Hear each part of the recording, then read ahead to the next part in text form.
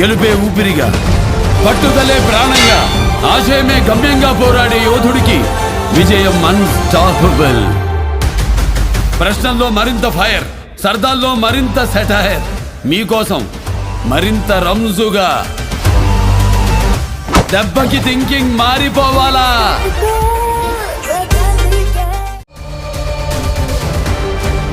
మీకోసం మరింత రంజుగా.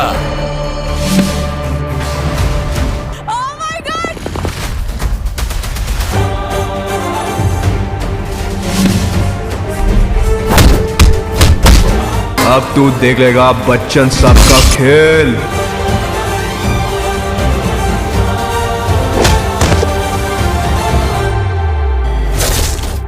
డౌన్లోడ్ ఆహా నౌ. ఆకర్షణీయమైన చీరలు, అప్పురపరిచే ధరలు, అందరికీ నచ్చిన, అందరూ మెచ్చిన షో మన లక్కీ మహిళ. బోలెడంత excitement, wonderful winning moments. Exact చెప్పారు, మీరే గెలుచుకున్నారండి. కంగ్రాచులేషన్స్, $220. సెలబ్రిటీ హోస్టులు, అదిరిపోయే పంచులు, సరదా సరదా కబుర్లు. ఆశ దోశ అప్పడం బడ హెల్ప్ మీరు ఆడుతున్నారు. ఇలా మరెన్నో మెమరబుల్ మూమెంట్స్ తోటి థర్డ్ యానివర్సరీ జరుపుకుంటోంది మన లక్కీ మహిళ.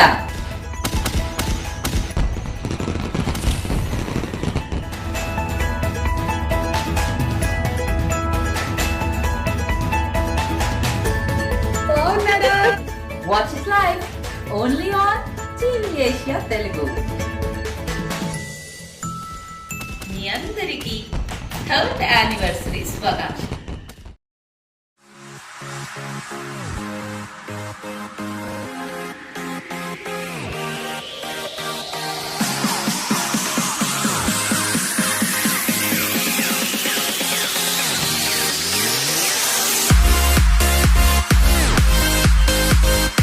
Partner Emily Newman.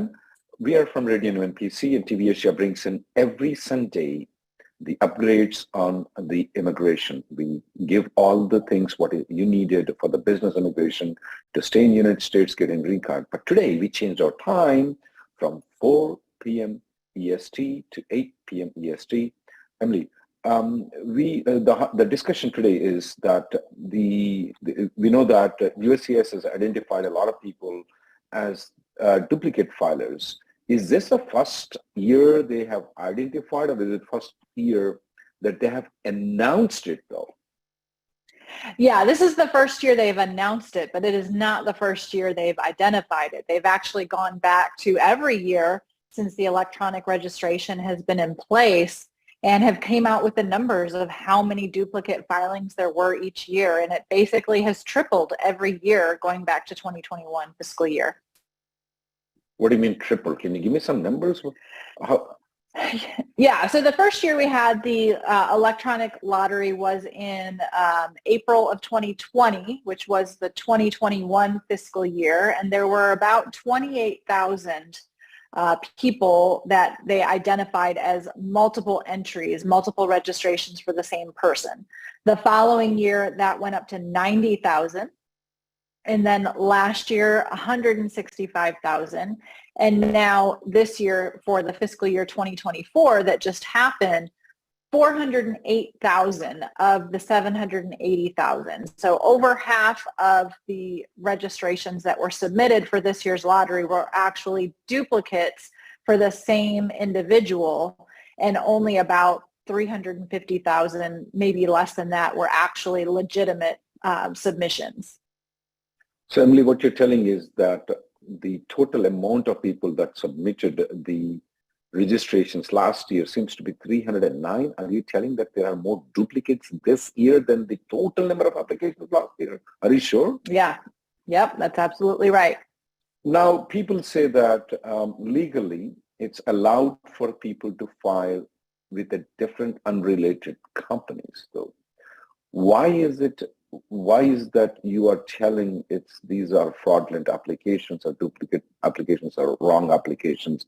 Because USCIS website clearly says that a person can file with a company called Apple, and they can file with a company called Coca-Cola if they do have a job opportunity. But why do you think so? These people, that the 408,000 people, and according to Wall Street Journal, it's about 95,000 people filed these 408,000 applications this year. Why do you think so? These people are fraudulent people. Yeah, this is definitely a different situation. These are not legitimate job offers. What we hear from people is they, didn't even have to do an interview. They just provided their passport. They didn't have to provide education documents to these companies, and the companies say that they're going to make sure that they get selected. So they work with other companies and submit the same list of people. So you might have 5 different companies submitting the same 50 people.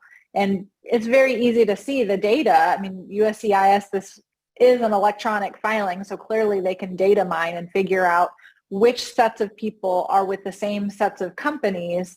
And then they can dig even further into that because USCIS has access to all of the public filing information of these companies, like who are the owners of the company, who are the incorporators, who are the registered agents, and they can see that there are relationships between these different companies very easily.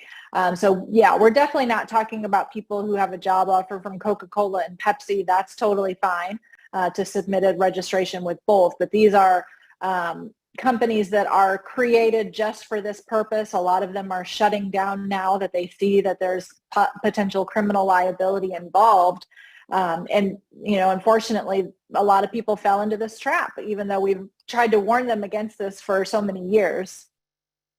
Emily, now USCIS has told that it's 408,000 people are duplicate applications. And these people got selected in the lottery, a good number of these people. Are they allowed to file the H-1B still? And if they are allowed to file, and then you're still saying that it's illegal, do you have any sense? Sorry. Well, I think USCIS doesn't have any sense because why didn't they kick these people out? They went ahead and included them in the selections and are opening the door up to say, yeah, go ahead and file. But the purpose of that is so they can then find them, ineligible due to fraud or misrepresentation. So they're basically trying to lure companies and beneficiaries into going ahead and filing so that they can turn around and deny those applications or approve them and then issue a notice of intent to revoke with a finding of fraud so that these people will be kicked out of the country and not eligible because there will be a permanent ban if you have that finding of a misrepresentation. So Emily, walk through the people who have filed in duplicate. What kind of notice of intent to revoke have you seen? What is expected? What is the future for these applicants? So we're more concerned from the applicants. I don't care whether these employees will go to jail. That's fine. They should go to jail. But what will happen to the employees? Walk through the things. What have you seen in the notice of intent to revoke or notice of intent to deny? Yeah, so USCIS does track who's actually filing the petitions, and they will often approve them. And then they go back and issue a notice of intent to revoke. And in those, they point out that this person was registered with this company, company A, company B, company C, and then they list out all the other registrations that were done by those same 3, 4, or 5 companies. And they list them all out. And so it's very easy to see that those 3 companies were working together to sponsor the same individuals in the lottery. On top of that, they know that some of these companies use the same FedEx account to mail the petitions. They found that they share office space. They found that they have similar or related owners or incorporators of the company. And so they dig into all of that and they say, based on all of this, it's clear that you did not have a valid job offer, a legitimate job offer. You have signed this electronic registration as well as the petition under penalty of perjury saying that you have a valid job offer. And clearly that's not true, so we're going to revoke this petition based on fraud or misrepresentation on the company. And then they specify that when they revoke due to fraud or misrepresentation, the beneficiary, the employee, is considered to be no longer counted in the cap So they've lost their CAP number, which means they have to go through the lottery again. So even though what we commonly see is people get selected with these companies, they go ahead and file, they get the approval, and then they transfer to a new company. So they might transfer to Meta or to Google, to a legitimate company. And their first H-1B that was approved with these fraud companies gets revoked due to fraud. Then they're going to say that your transfer that you filed to Google or Facebook or whatever is no longer valid, and they go and revoke that, or they go and deny the next extension that those legitimate companies file because you are not counted in the CAP. And then you've basically been out of status the entire time because the first H-1B was not valid. Have you seen any 221Gs or any fraud or misrepresentation on the people who have applied for the visa who have been in the duplicate filings? Yeah, absolutely. And we're seeing that more and more. And so this is coming up for people who maybe did this last year or the year before, and again, have already moved on to a different company. They think everything's fine. They travel and go for stamping, and then they get a 221G while USCIS is looking into that original CAP filing and sees that the original one has been revoked, and then they refuse the visa and on the basis of inadmissibility, which is the fraud or misrepresentation. And that means that you are subject to the bar where you cannot come back unless you qualify for a waiver. And the waivers are very hard to come by in this situation because you have to have a U.S. citizen spouse or parent or a green card holder as a spouse or parent, which most of people in this situation don't have. So if I am the applicant, Emily, and I am innocent, I did not know that my company was going, passing my passport information to the other companies and filing the duplicate application. What is the remedy for me? Because I'm not involved in it. I'm not aware that the company was filing for duplicate applications. Yeah, it's really difficult because the notice of intent to revoke only goes to the company. So the employee is never informed of it. So we do recommend, if you had that situation in your past, that you monitor the case status of your receipt number for that original CAP petition.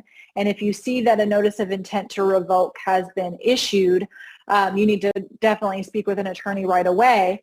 But the hard thing is when that notice of intent to revoke is issued, only the company can respond to it. So even if you were to get a copy of it from your company or through a Freedom of Information Act request and try to respond to it arguing that you played no part in it, USCIS thinks that you're not a party to that petition. It's between the petitioner, the company, and USCIS, and you as the beneficiary are not part of that. You don't get a chance to respond. So you almost have to wait until the revocation actually happens, and then you can potentially litigate. You can sue in federal court to have that case reopened and a revocation issued without a finding of fraud on your part and without a finding that you've lost your CAP case. And so we're seeing that starting to happen now, but it's because you have to wait until the revocation actually happens. There's no way for you to proactively do anything, unfortunately. A lot of rumors are there that, a lot of my friends filed it, nothing happened it. Is it true that they're revoking, or is it like you're making it up? Yeah, it's definitely true. And, it's something that people are probably embarrassed about. They're not going to be going around telling everyone that they did this and that they are now facing an intent to revoke or a revocation or a 221G. So you only hear the good side of things when they get the approval and everything's great, but then they're not going to come back and tell you all the bad things that have followed since then.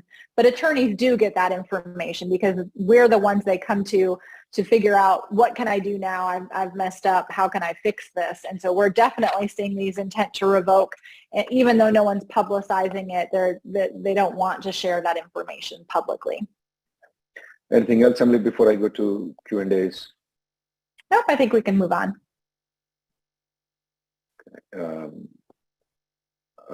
5106. 5106. Emily, you need to unmute yourself, sir. 5106.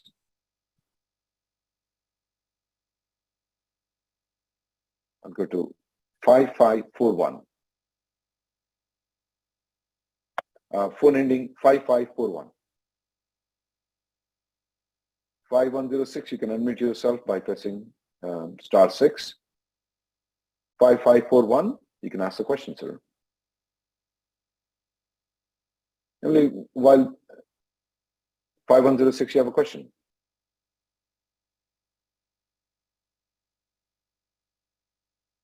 Looks like there's some issue there.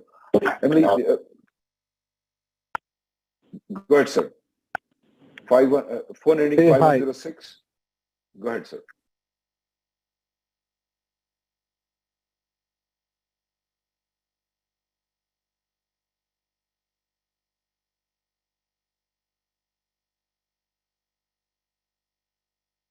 Five 5541. Sorry. Hey, hi Rahul. Hi Emily. Yes, go ahead. Can you hear me? Yes, we can. Go ahead. Hey, hi. My name is Rajan. I'm in a triple deadlock situation. Like my current H-1B visa I-94 is getting expired in July 22nd, and my max out is in September 8th. And last year I have applied PERM certification, and on September 15th I'm waiting for the PERM certification, and that is my visa status. And currently my wife is in 38. Give me 1 second. You said September 25th is when you applied for the PERM label certification, and September what date 15th. Is 15th? And what date so is your? 15th year. Yeah, and what date is the 6-year expiration though? Even though your I-94 is expiring in July, you said your 6 years maxing out on when? Maxing out on September 8th, 2023. Okay, got it. Emily, you have a solution for him. Year. All right. And was there more to your question?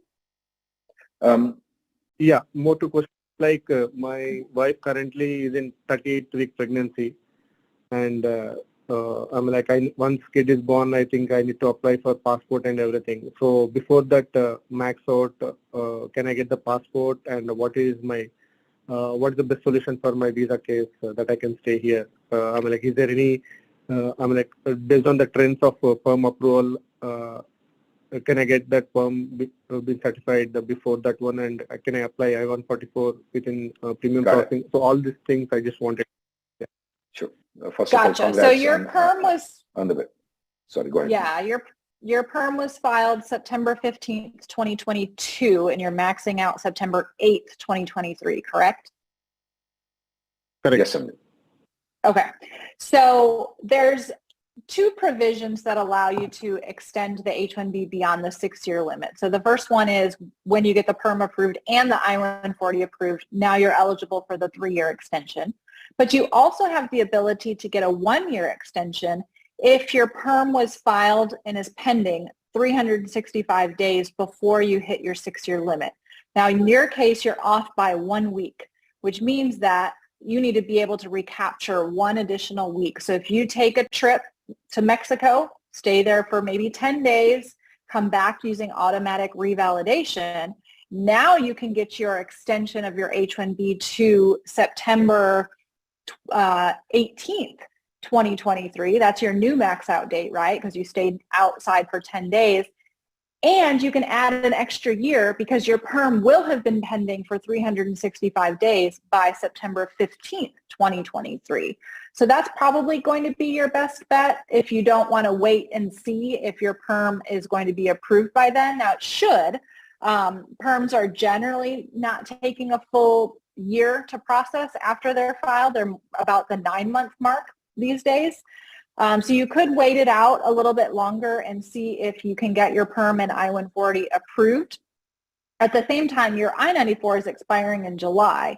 So what you could do is before July 22nd, when your I-94 expires, take that 10-day trip to Mexico, come back, file an extension to September 8th plus 10 days plus 365 days because you'll meet the 365-day rule for the PERM. So that's probably going to be your best bet at this point, other than just waiting it out further, hoping that you might get your perm approved by July. If not, you can at least file the extension to September 8th when your max out date hits, and then hope the perm comes through by then, get the I-140 approved, and then file the H-1 extension. So you kind of have two possible options, but you may want to just travel just to have some time to recapture, just so you have a little more cushion there. Emily, I don't have the visa and there is no visa appointments. How can I go to Mexico and come back? Yeah, that's the great thing with either Mexico or Canada. It's called automatic visa revalidation. We refer to it as the margarita switch a lot of times, because you can go to Cancun, stay there for a week.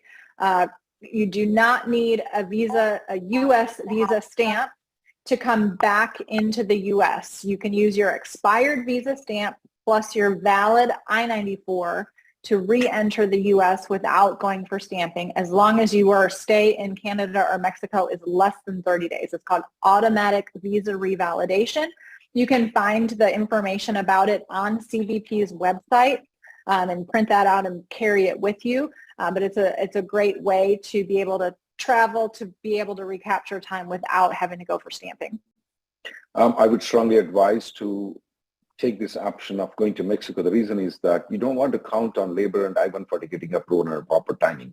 If you go to Mexico, you control the destination. That 10 days, all you need is. So I would strongly recommend, and there are some places in Mexico that serve Indian food because at the time of COVID, there were some restrictions where people were coming and staying for 15 days in Mexico and trying to come here. There were some places you can book those things if you want to. If you can't, eat tacos all the day.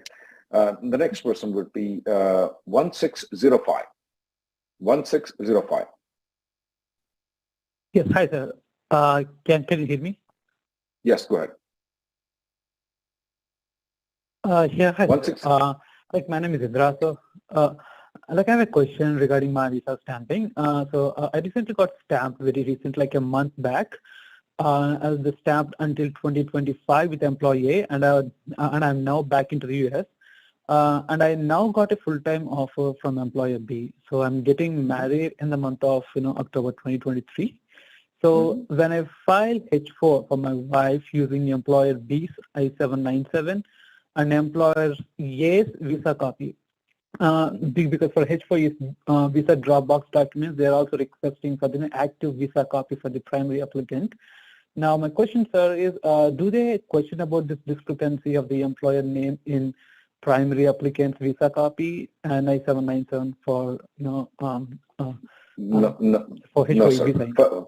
First of all, congrats on your getting married in October. No, you are not expected to have any problem, even though you're working for company B, you have a stamping for company A. It's perfectly legal for you to get for your wife to get the stamping on the H4 based on the company B, even though you don't have a stamping. Not any questions. I mean, your wife is not eligible for Dropbox though. She's first time applying for H4, is that right? Yes, sir. I don't know, I'm just asking for the information. So that's fine. If they ask for any, but absolutely not a problem. Absolutely not a problem, sir. So yeah, thank you so much, sir. Thank you. Emily, can people who moved from H1 to H4 because they're completing the 6 years of they're completing their 6 years of H-1B, can they apply for the green card and resurrect their H-1B once their I-140 is approved? Yeah, absolutely. You don't have to be in H-1B status in order for your labor to be filed or approved or your I-140 to be filed or approved. So if you are in H-1B and your labor's been filed, but it looks like it's not going to be approved in time and you don't meet the 365-day rule and your spouse is on H-1B, you can actually change status to H-4, let the perm continue to be processed, let the I-140 be filed and get that approved, and then file a change of status back to H-1B now that you have the I-140 approval. We do that quite often, no problems at all. 9284, you have a question for us. 9284. Phone number ending 9284. Hello? Yes, go ahead. Yeah, hi Rahul. Good evening. Thanks for taking my call. I have a question my 485 denied and now EB2 is no more current. I'm thinking of changing an employer. Would that cause any issue? Wait. 485 denied. Why was it 485 denied? Yeah, it's because of job duties different. That's the reason it's denied. And we opened a motion to reopen, but it's still pending and no movement there. So meanwhile, dates been moved back in EB2. So we're pretty aware of the dates moving back. But the job duties mismatch. They denied the 485 application. Emily, what is the solution? That doesn't look like right, is it right? Right. Yeah, that's very unusual. Obviously with these I-485s, they're being filed based on a perm that was filed a decade ago. And so it's common that over that decade, the job duties are going to change a bit. And USCIS generally recognizes that, and we've not really seen any issues unless the job changed so drastically or the location changed to a different location away from where the labor market was tested, but that's pretty unusual. Do you have any more information on what the issue was? I just want to go to the labor market location though, but that's not applicable for the consulting companies because for the consulting companies they can do job anywhere else. Yeah, can you give the details on why your 485 has been, what exactly they said? You can definitely move on to H-1B, not a problem, sir, but we're just worried why it's been denied. Can you give me more details? Yeah, same thing. After interview, asked for client letters and all, and after seeing H1 job duties are different than permanent job duties, they mentioned like you tried to quote something and it's completely. The officer has no clue what that person is doing. We have had these situations when an RFE was being issued. We strongly countered it. We told that we are ready to go to court if it's been denied. There are no issues at all. The RFE was not responded properly. That's the way I think about it. But the motion to reopen is good. I think so. If the motion to reopen is not done, they won't reopen it. You should look into options of going to the court. But yeah, you can definitely go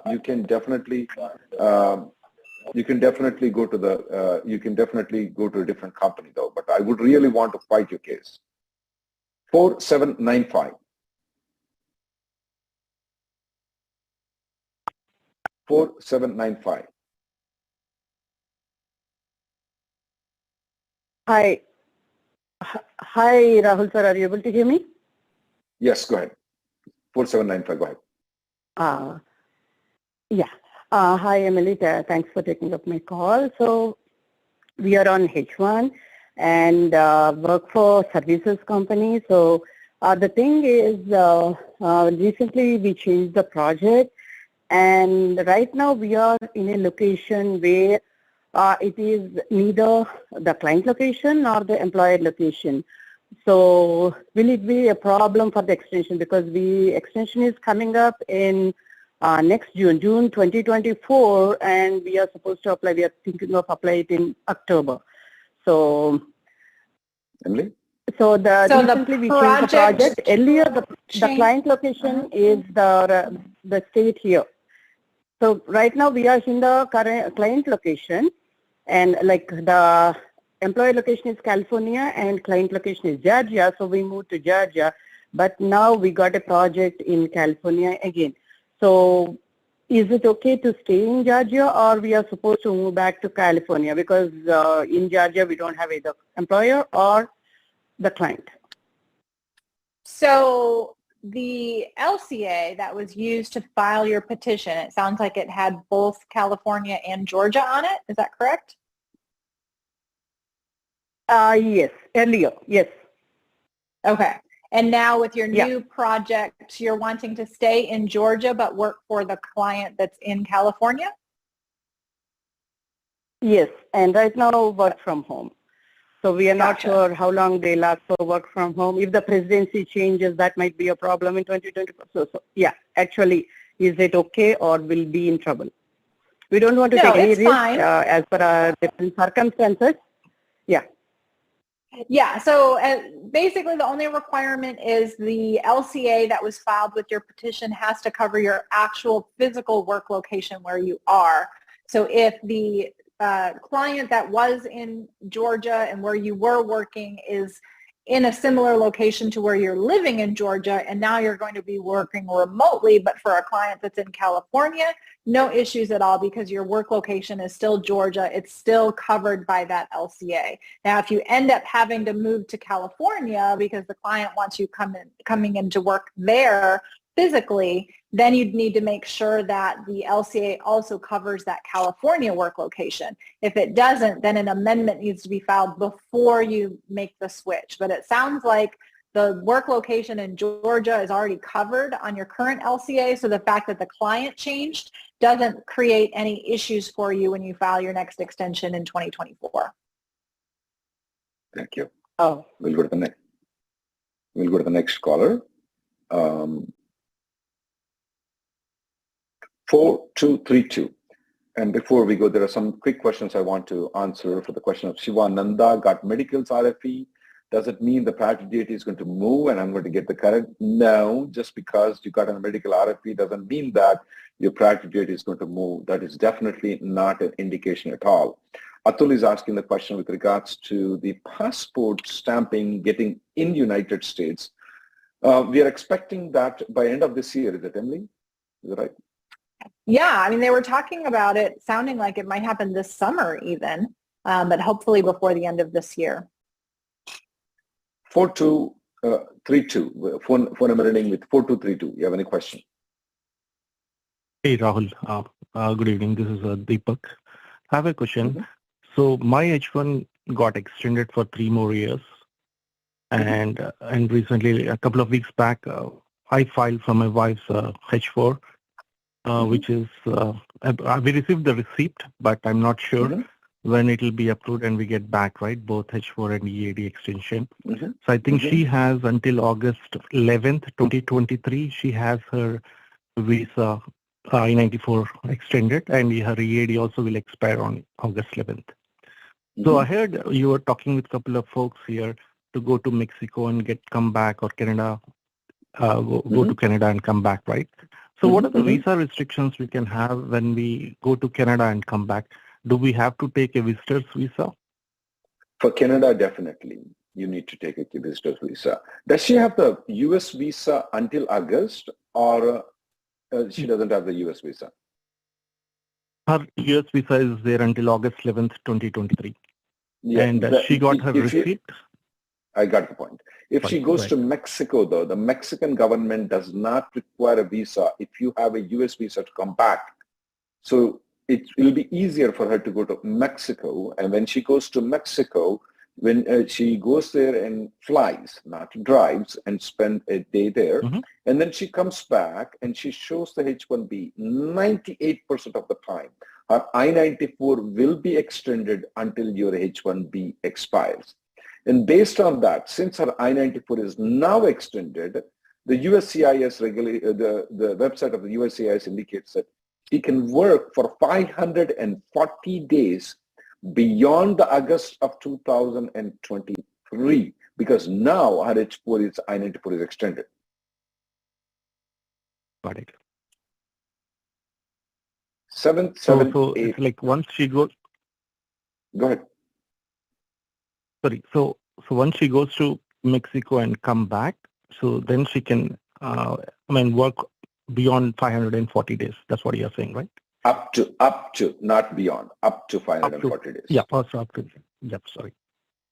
Yep, thank you, Rahul. The next person would be 7789. You have a question for us. Hi, Rahul and Emily. I'm audible. Go ahead. Yes, go ahead. Oh, 7789, go ahead. Good evening. My son is on H4 and he'll be aging out in April 6th, 2024. He has been living in US since fifth grade, and he did his high school with education curriculum. At present, he is studying a vocational course as he is having intellectual disability. So, for his intellectual disability, will there be any exception for age out or any options for come out of his age out, or he will have to apply for M1 visa? Could you please suggest? Yeah, unfortunately, there are no exceptions to the aging out, even if there's a situation of a disability. So he would need to change status to an M1, as you suggested, or even a B2 visa or something like that before April 6, 2024. Okay. Okay. Yeah, and yeah, thank you so much, Emily. And I have... Oh, sorry. Sorry, Yeah. You have another question? Give me 1 second. Let me see if 7789 has any more questions. 9829, go ahead. Yeah, go ahead, 9829. Yeah, hi, able to hear me? Yes, go ahead. Yeah, hi. In my scenario currently, so I have a question regarding H-1B max out. So my H-1B, I mean, for the last 3 months recap time, my employer filed a H-1B extension for me. And my attorney mentioned like we can stay and work beyond the max out date even, I mean, for the 240 days rule, if the H-1B extension is pending. So is the 240 days rule applicable even after So H-1B yeah, max out? I mean, let's say, let me understand, let me phrase the question, please correct me. Emily, so his H-1B is expiring, 6 years H-1B is expiring in June of 2023, Emily. And he filed his I-94, his 6 years is expiring in June of 2023. His I-94 expired in March of 2023. He applied for an extension. Now, the rule for the extension, Emily, on the website says that while the extension is pending, even after I-94 is expired, you can work for 240 days. Is that rule applicable to this person, Emily? No, because you're actually hitting the 6-year limit. You're not eligible to keep working beyond the June 2023 example. So even though normally, yes, the 240-day rule allows you to keep working based on the pending extension, in this case, you can't use it to extend beyond the 6-year limit. You definitely don't want to do that. 0796. You have any more questions? Any questions? Yeah. Hi, Rahul. I'm Emily. I am currently on AP and I have an AD and AP and EAD. I'm working for 2 employers. My AP and EAD is with my old employer. I'm planning to go to India, but my current employer and re-enter on AP. My current employer is saying that can you show the copy of EAD and AP? But I'm worried if they know that I'm the primary applicant, they might not go well with that. Do you know that if I provide the EAD and AP copy, do they know that if I'm the primary applicant? Is there a way for them to find out from EAD card? No, definitely the not. The EAD card does not have that information. It just has the receipt number, your A number, the expiration date, name, birth date, but it doesn't. They all are C9, regardless of whether you're the primary or the derivative. It would be the receipt notice if you provided that to them, but the card itself does not. Okay, so it's safe to provide. They won't know anything about because I don't want to know them that I'm a primary applicant. It might not go well. That's the reason I just want to check. Sure. Emily, okay. All right. Thank you. Questions that are coming up online, which is important thing from Birds and more on the YouTube is that how do the USCIS identify it is a fake job? You said in your statement before that if the job offer was from Pepsi and Coca-Cola, you said that that probably is a genuine job offer. But how do they identify certain jobs as fake and certain jobs may not be fake? Yeah, so think about this way. Pepsi is giving this person a job offer and Coca-Cola is giving this job offer, how likely is it that they're giving job offers to 10 other people? All 10 get the same job offer from Coca-Cola and 10 same people get the same job offer from Pepsi. That is practically a 0% chance of happening. But that's what these companies are doing. Company A is registering 10 people and company B is registering the exact same 10 people. Clearly these two companies worked together because it's not very common that two companies are going to be offering the jobs to the same group of people. Normally, the job market isn't like that. So that's how they're figuring it out. It's because the two companies are, and really it's 3, 4, 5 companies, the same 5 companies are registering 50 people. And it's the same 50 people. And they list them all out in these notice of intent to revoke. It's very easy to see in that way.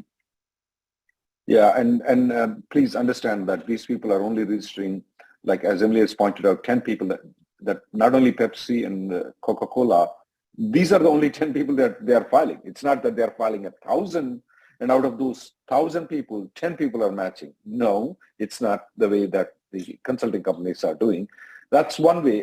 The other thing is that the USCIS, when they are issuing a notice of intent to revoke, and when they are doing the criminal procedures, though, having these people indicted into criminal proceedings, so then these employers will go and sacrifice the employees. Believe, we sometimes represent the bad guys. I mean, we're lawyers.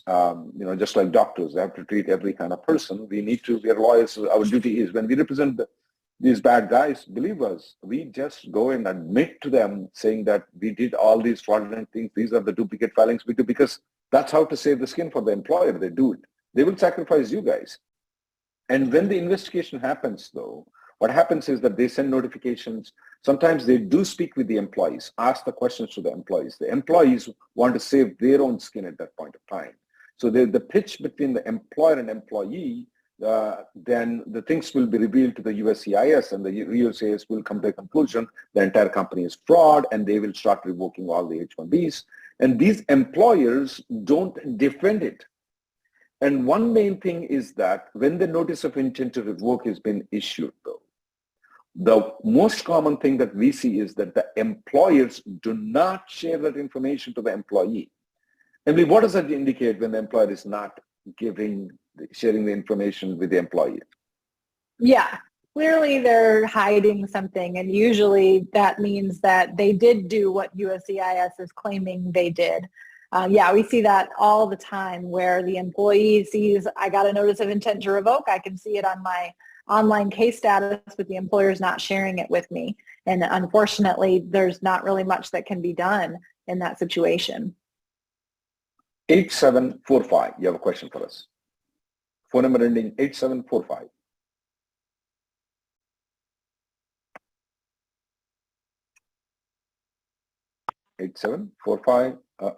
He muted himself out. 8745, can you unmute yourself?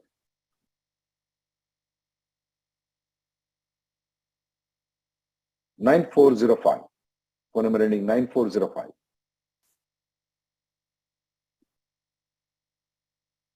Hello. Yes, go ahead. Yeah. Hi, Rahul. Yes, go ahead. Yeah. Rahul, the thing is, currently I'm on my H-1B. So I have transferred from my company A, which is my H-1B, to company B. So the thing is, during the process of transfer, so I lost my project and there was an RFE from the USAS saying to submit the client letter. So at this moment, because of the mass layoff, I don't know when I'm going to get a job. So meanwhile, can I move to H4? Emily? He lost the project with company B. Yeah, so you already got you filed the transfer, already started working for company B, now got an RFE and there's no project? Yeah, the thing is, so when I was in company B, I mean, when my transfer is in process, so I lost the job. Mhm. And how long have you been with company B? Has it been more than 60 days? Yeah, it's been nearly 6 months. Okay. 6 months. Yeah, so although you can technically file a change of status to H4, you have to show that you are in H-1B status at the time of filing. And when you're no longer with employer A, which has your approved H-1B, and you have the receipt only with company B, they're going to ask you for the approval notice of company B before they will approve the H4 change of status. So you may have to try a nunc-pro-tunc argument, which is what we call it when you're asking USCIS to excuse a late H4 filing because they expected that you should have filed it within 60 days of a job loss situation when you left company A, or travel, go for H4 stamping and come back in order to get into H4 status. But filing in this current situation is likely to be unsuccessful. Yeah, I would rather travel okay, into so H4 stamping. Yeah, so when there is a RFE situation, so can I travel to my home country, I mean to India? For getting the H4? To go for H4 stamping, yes, no problem Yeah. at all with that. Yeah. No problem at all, you can do that. Rahul and Emily. Thank you. One second. 1851. Hi Rahul, can you hear me? Yes, we can. Go ahead. Hi Rahul, can you hear me? We can go ahead. Yes, so I'm currently on H-1B and I've been laid off, but my 60 days haven't kicked in. I still have like a month to go. So I was thinking to change from IT to a different industry like hospitality and something. Is how likely is it, like what's the possibility of changing that, like if I can do that or not? So changing the industry is not the issue. What the question is the new job in the new industry, do you qualify for it? So if you are an IT person now and you have a computer science degree and then you're changing to hospitality to do a job that does not require a computer science degree, that won't work. But let's say you're in IT with a computer science degree and you're going to change to work at a hospital as an IT person, that works because you're qualified for that position based on your bachelor's degree in computer science. Does that answer your question? So I'm planning to apply for a financial analyst position and I have an like MBA degree, but I did work as a project manager, like a business analyst position in my previous roles. But you have an MBA in finance? It's a MBA with a minor in finance, like a concentration was in finance. Okay. Yeah, I don't see any issue with changing industries because you qualify based on your education for either job. I'll go to the next caller. 9999. Just to clarify, can somebody move from a software profession to a lawyer position and apply for the H-1B? As long as they are qualified, they have the proper degree though, it should not be a problem. 9999, you have a question. Yeah.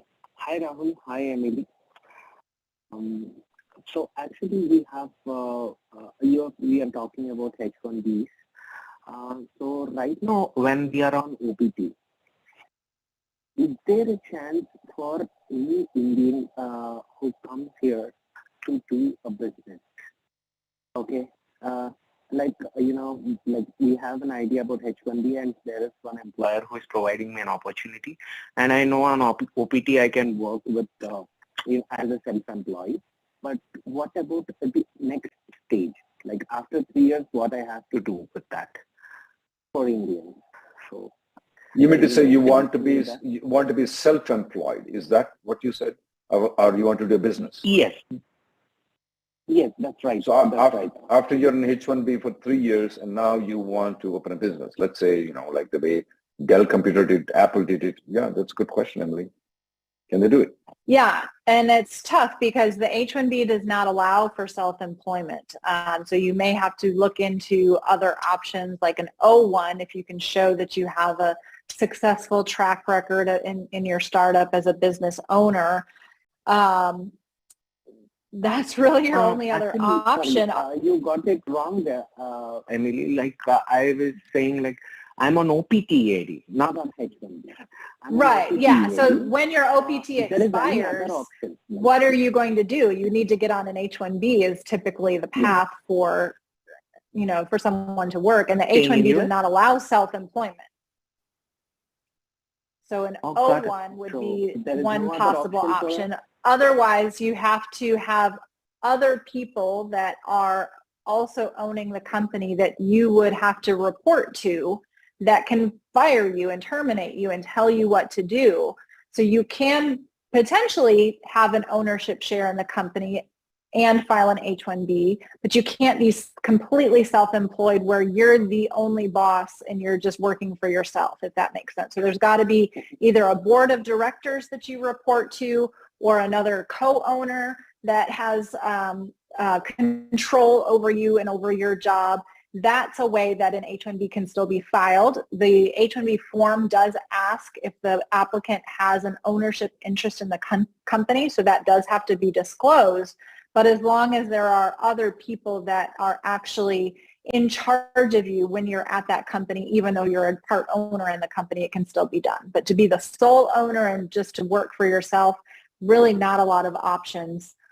Because you know, the EB-1A, EB-1 still has a background. On someone's name from any other country, that's fine. Like there should be some other person owning the company and they must sponsor me for H1 if I want to work for that organization. That's correct. Thank you. Emily, what about the employment on the OPT? Can they be self-employed on OPT or some extension? Yeah, the OPT does allow it, which is kind of silly. But yeah, as long as it's directly related to your field of study, you can start a business and run it and own it when you're on OPT and even STEM OPT. The problem is, what do you do after that? Okay. Question for 8745, phone number ending 8745. Hey, Rahul Reddy Garu and hey, Emily. Are you able to hear me? Yes. Yes. I'm on H-1B right now, and I started doing my PhD back in 2019, and right now I am having like 4 research papers are accepted and ready for the publishing, and also I have like 4 South African patents, and also I have not I live in Chicago, and Chicago chapter head of IEEE had nominated for the senior membership for me. So I work as a solution architect right now.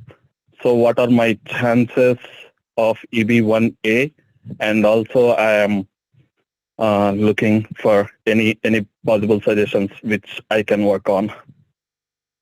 Emily? Yeah, so it looks like you've probably taken a look at the list of the criteria for the EB-1A, and you do have to show that you meet at least 3 of those. We generally recommend trying to get to more like 4 or 5 or 6 of those as options, because in case they don't agree with one of the criteria, you still have others to fall back on. So, you know, it sounds like you've made progress on, you know, potentially 3 with having your papers published, your patents, and your IEEE senior membership.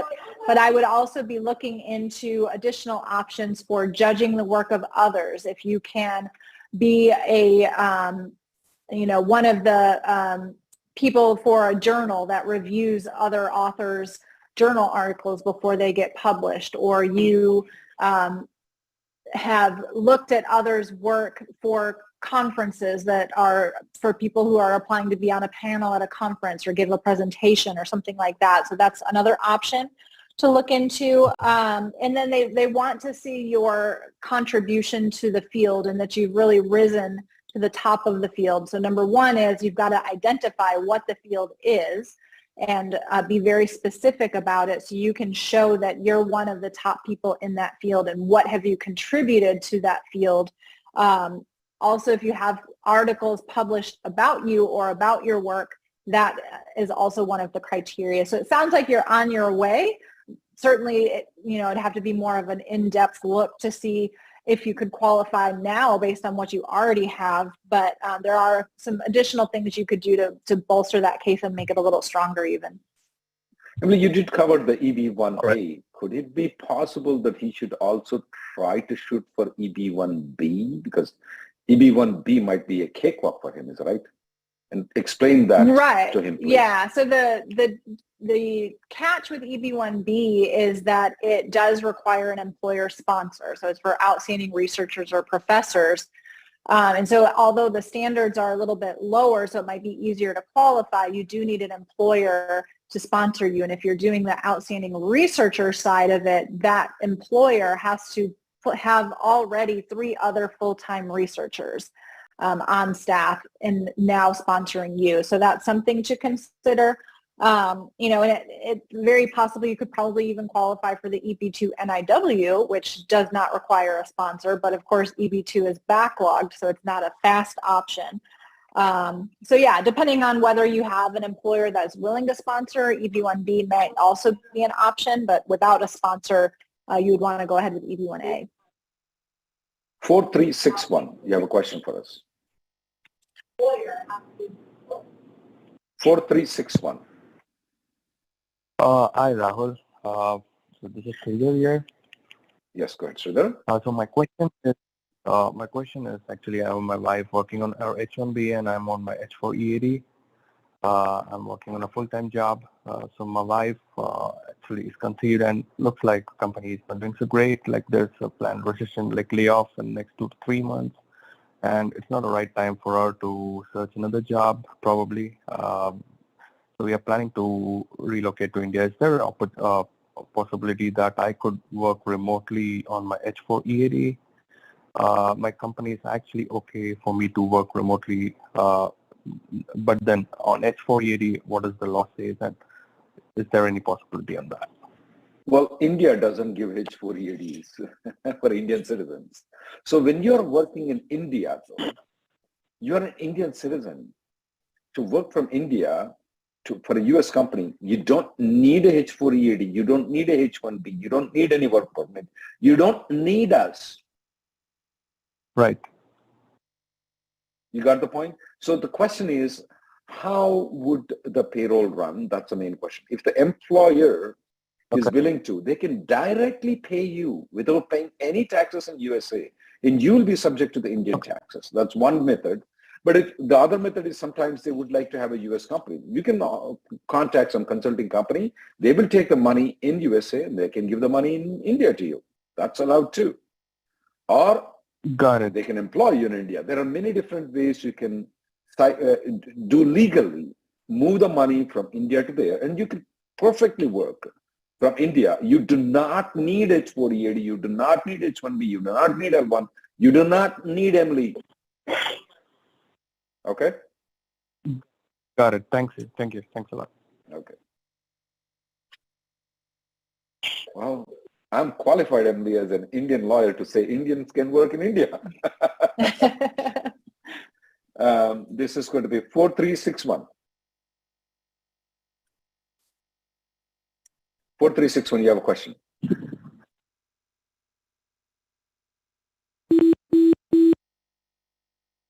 Oh, I guess he doesn't want to speak with us. 5541. 5541 phone number ending 5541. I mean, what are you expecting in the priority date movements? This question is coming out in the next EB3, in the next 2 to 3 months. Not a whole lot. I mean, if we look at the best way to tell is looking at the final action date chart versus the filing date chart. So the filing date is where they expect to be by the end of the fiscal year in September. For EB3, that would potentially move from June 15th to August 1st. So we may possibly see a little bit of forward movement in August or September, but not much at all. Hello. Yeah, 5541, go ahead. Yeah, sorry, ending I missed one question. This is Rajan. I think yes, I said me to recapture that 10 days in Mexico. Yeah, I can do that one. And one more question I have actually. So my wife is 38 weeks now pregnant, and mostly likely she'll be delivered in a couple of weeks. So when kid is born, I just wanted to know whether within 3 months can the kid get the passport, because after the max out, I think we need to leave the country, right? So that is one question I have. First of all, you have very good, if you follow Emily's advice, you definitely don't have to leave the country.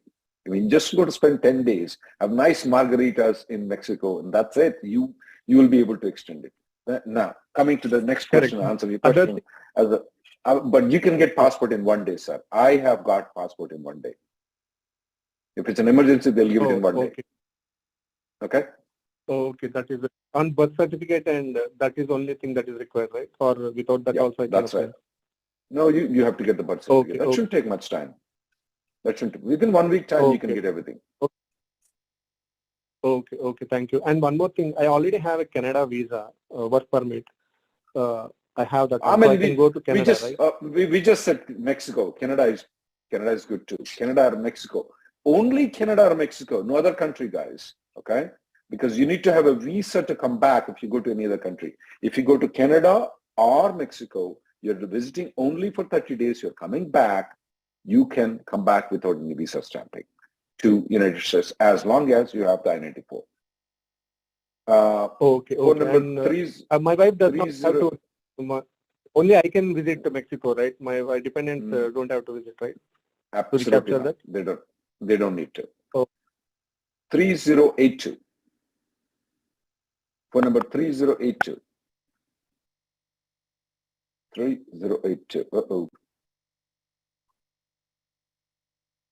Yeah, hi Rahul. 3082. Go ahead. Hi Rahul. Are you able to hear me? Yes, go ahead, sir. Hello, sir. Thanks for taking my call. So here's my situation. I filed a 485 EB2 state application.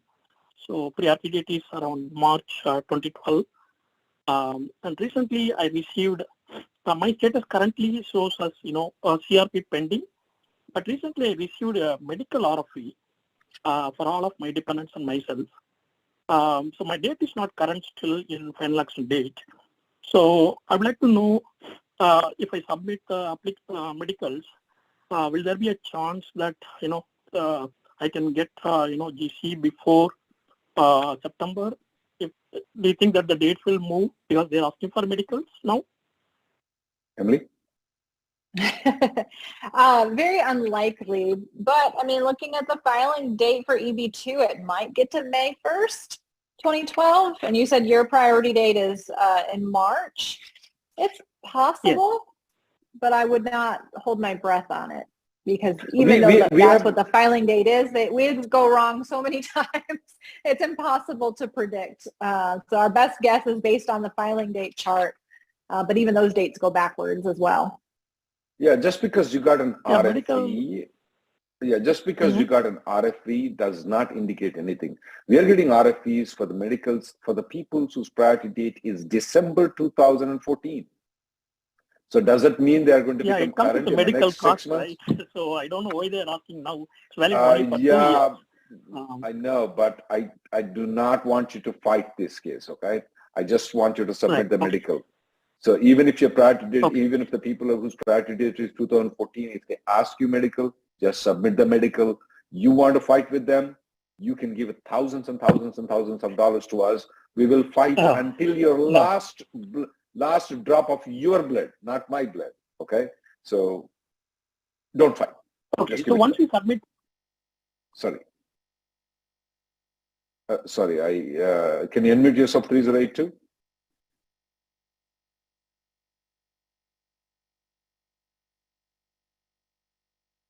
Yeah, once you submit to the now we can go ahead.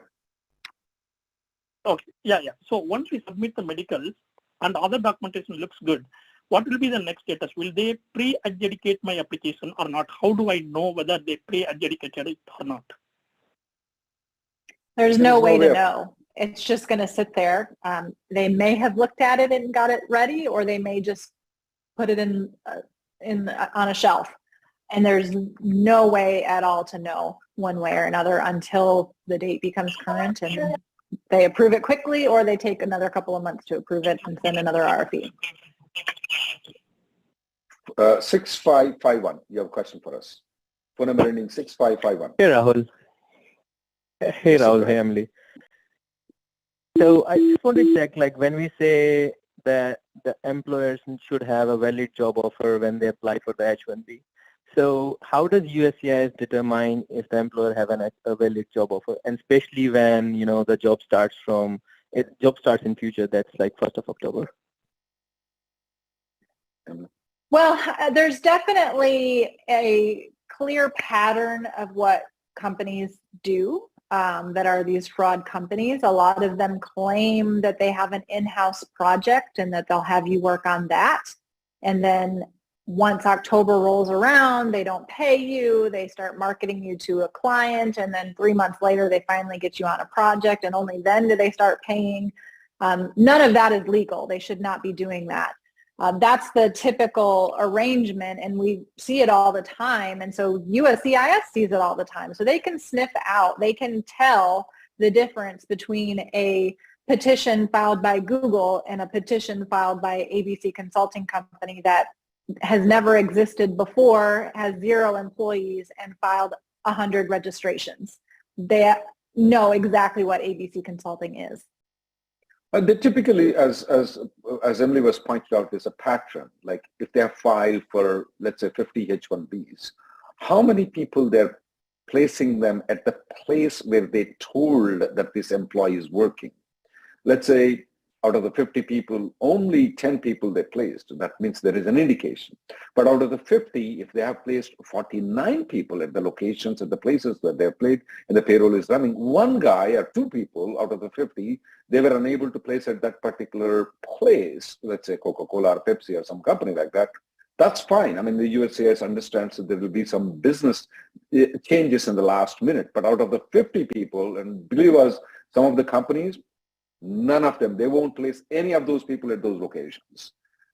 They don't have any jobs, and they, as Emily has pointed out, with like 0 employees, they file for 100 H-1Bs. So these are the patterns. And they use a PO box as their address. Yeah, they use PO box as an address. And not only that, they use PO box as an address, Emily, they also use the PO box as a place of employment sometimes. That's even shocking to us.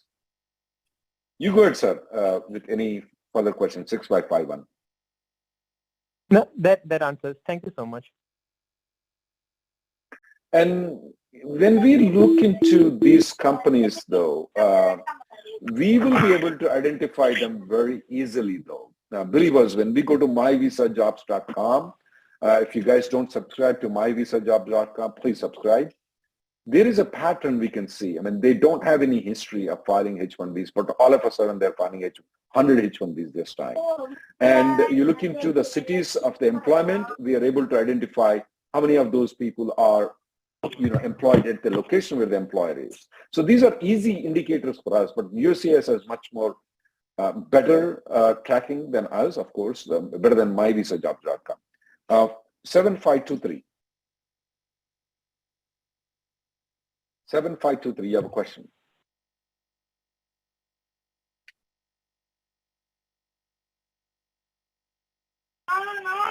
Mm. 7523. Looks like he's busy with his kid. 7922, phone number ending 7922. Unmute yourself, please.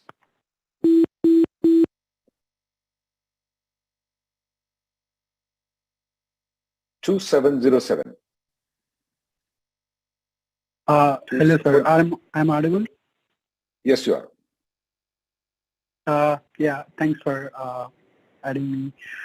Thanks, Emily. So I have a quick question that regarding what if I'm working under an employer, so what if that guy committed to fraud? I'm working with him from more than 4 years, and then what if that guy committed to fraud regarding these kind of duplicates, H1s and all that stuff, maybe last year or this year, that's going to be affect as me as well, or like it won't affect me in future or somewhere if I go to like other side country and I try to come back or like go for stamping, something like that. Just want to know what kind of... Good question. Right on the topic. It absolutely can affect you, even if yours had nothing to do with that. You know, they were totally fine 4 years ago when they filed for you, and now they're doing this at this point. You know, USCIS is doing site visits. They are, you know, issuing 221Gs for other employees that were not part of that. And so you could get stuck with administrative processing and wait for 8 months to get your visa stamp and end up losing the project while you're waiting and that sort of thing. So if you're aware that the company is doing that, I think it's time to leave that company rather than wait for anything to impact you personally. I get that, but in future, like even though if I move to someone who is good, in that case, maybe will that come into the picture maybe after after moving? So the particular company that you filed H-1B probably committed fraud behind your back, of course. Now you move to a company called Apple, which we know what kind of company that is. Will he face any problem, Emily? Yeah, potentially. So they do when they, so it all depends on if they find any fraud or misrepresentation in your petition that company filed. So although, you know, you're aware of what they've done recently, you don't know if they've done anything in prior years as well. So it's possible that if there was fraud done even in your petition, that it can haunt you in future filings with future employers, because that original, assuming this is your CAP case, your original CAP employer, if that gets revoked due to fraud or misrepresentation, they're going to say that you are no longer counted in the CAP. And so when Apple goes to file your next extension, they will send a request for evidence or a notice of intent to deny, saying, wait, this person's not been counted in the CAP, we're going to deny this. So yeah, even though you're not aware of anything in your case, it's possible that there was something and it could impact you even if you've transferred to another company. So, okay, it's one of it. Yeah, thanks for that. Thanks. Thank you. 9334 or 7992. You have any question, guys? Hi, Rahul. Hi, Emily. Go ahead. Can you hear me? Yes, go ahead. Yeah, thanks. Thanks for the session. So, yeah, I want to explain my situation. Please stop me if I'm not clear. So, in year 2022, I'm working with an employer, uncontracted to one of the FANG companies, and all good with that. That employer filed for my H-1B, made a registration, and that is my final year of OPT. And one of my old employer with whom I worked in my initial OPT reached out to me and offered me verbal offer saying they will file for my H1 in the same year. And I got selections in both my current employer and my old employer, and I went with my current employer with whom I'm working with the FANG company. Currently I transferred to a different company, it's a $1 billion company, as a full-time role. So no issues with the transfer and so far. And my question was, since my old employer filed, applied my name in the petition, I don't know if he only filed one application or I cannot trust it, whether he took advantage of this and filed multiple. So since I didn't go with that person, that employer, will I face any problem in the future? Or I want to go to India for stamping in the next month. So just want Emily, I have not seen situations where this particular gentleman is in, where he filed the H-1B with a genuine company, got the H-1B properly, but then some other company filed the H-1B, got selected. As of now, I have not seen any negative thing for this kind of gentleman, though. But I am suspecting with the identification of the publication of the things on the website right now, that there may be a danger for him too at a later stage. Have you seen any of the situation where the particular H-1B which he filed has no fraud, nothing, very genuine, 100% good. But there are other H-1Bs that he may have been, some other companies may have filed, which probably may amount to some bad things. Affecting this particular employee, have you seen anything in it? I have not seen that situation. I feel like USCIS has got bigger fish to fry and have been going more after the companies that are registering for the same group of people, large groups of people with 3, 4, 5 different companies. I have not seen a situation where someone was selected a few years ago with 2 employers, only filed with one, and has stayed with that employer and never filed the second petition, when that's the only instance of those 2 companies registering the same person. Yeah, since your company is a genuine company that filed H-1B, we have not seen any problem. Could you face, we don't know yet, at this point of time, but we have not seen it. And keep tuned to TvAsia. And if there is any update, we will update you if you tune into the TvAsia and tell you that there are actions that are being taken on the people. Even though the company that filed is genuine, there are other things that have not been filed properly. But at this point of time, we are not noticing any of those things. Any problems for people like you, we're not noticing it. Got it. Yeah. Thanks, Rahul. Thanks. And one more question I have. Say, for example, during my return back to US in the port of entry, is there any situation? I mean, do I need to face a question from the immigration officer that? We don't know yet at this point of time. All I can tell is that we have not seen. We do have 30,000 subscribers in our own YouTube channel, and we do have a lot of people coming into TvAsia. We do have a Facebook. We do have daily conference call we conduct for free. People can come and ask questions. You can go to RN Law Group. It's free. We haven't noticed anybody under your situation in trouble at this point of time, because the company that you filed the H-1B that filed through the lottery is a genuine and a good company. Under your conditions where there may be other company, we have not seen a problem. We have not seen a problem in the consulate. We have not seen a problem in the CBP yet. But if there is anything, we will identify. We will let you know. Keep tuned to the TvAsia, and we will update you as we bring this immigration updates every week. Emily, anything else to come before we close? There are a lot of people that are waiting in the line, but of course, time is a limitation for us. Anything else, Emily? Nothing from my side. Thank you very much, guys. Please keep tuning in TvAsia. Now it's new timing is going to be 8 p.m. Eastern Time every Sunday at 8 p.m. Eastern Time. We'll be there. We'll give you updates of immigration. You need to be in touch with us until you get the green card. This is the best way for you to update yourself on immigration. At the same time, participate. There are draft letters that we have put it in the link of the TvAsia. Please go there, write letters to the congressman. Thank you very much for tuning in.